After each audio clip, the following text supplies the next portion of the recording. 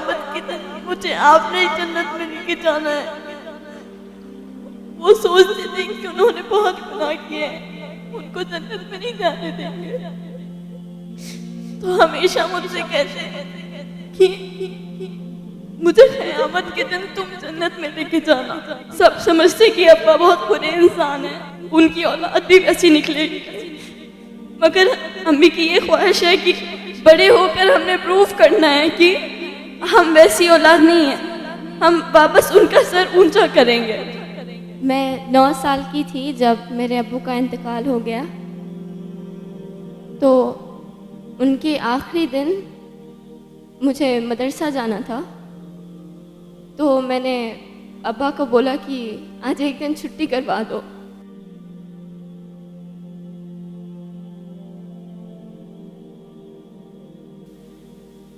Then he said, आप छुट्टी नहीं कर सकते, क़यामत के दिन मुझे आपने ही जन्नत में लेके जाना है। वो सोचते थे कि उन्होंने बहुत गुनाह किए हैं, उनको जन्नत में नहीं जाने देंगे, तो हमेशा मुझसे कहते कि मुझे क़यामत के दिन तुम जन्नत में लेके जाना।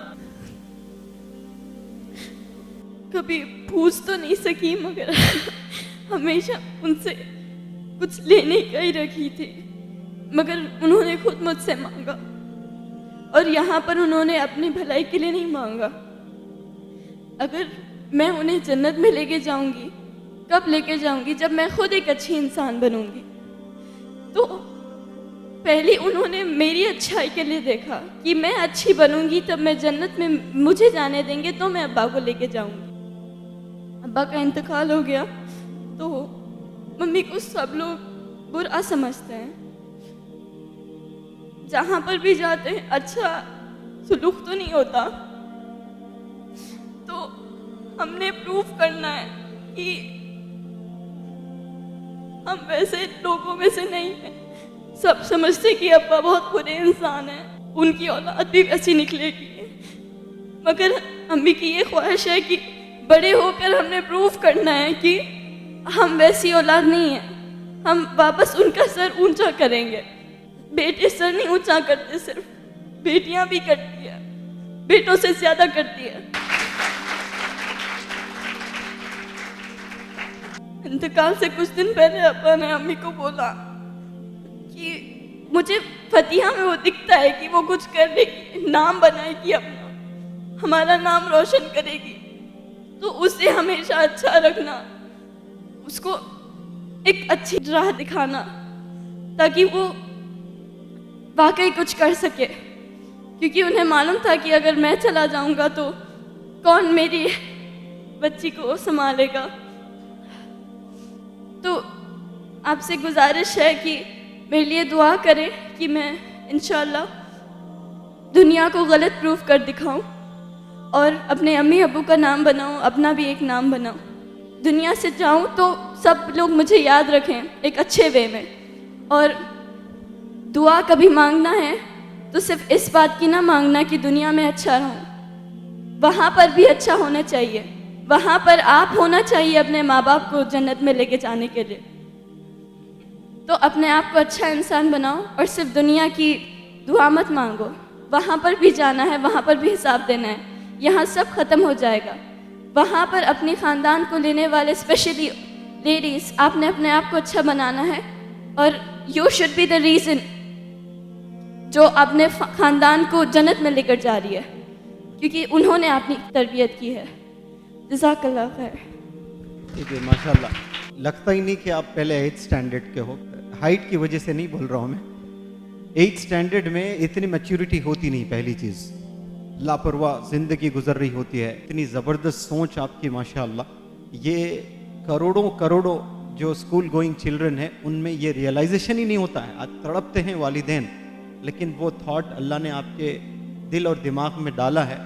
ये पल गवाह रहेगा इंशाअल्लाह। हिंदुस्तान देखेगा आपको चमकते हुए और आपको कामयाब होते हुए।